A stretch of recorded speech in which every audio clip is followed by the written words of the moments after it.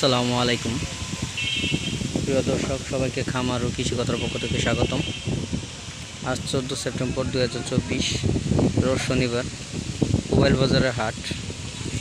আজকে বৃষ্টির কারণে যে মাত্র দুইটা তাল গাছে কুন্দা উঠছে, তাও গাড়ি থেকে নামায় নাই, লোক নাই, মাত্র 2 পিসি উঠছে, গাড়ির মধ্যে রেখে দিছে।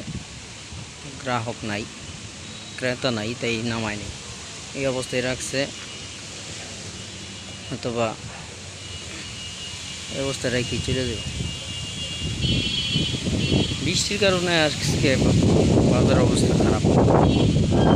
তা উঠছে যে 2 পিস, যদি কেউ আসে ঘুরা যেতে হবে না, নিতে পারবো। আর নৌকার দোকান তো বলছি, নৌকা মোবাইল বাজারে দোকান আছে, সবসময় নৌকা থাকেই, সবসময় নৌকা থাকে।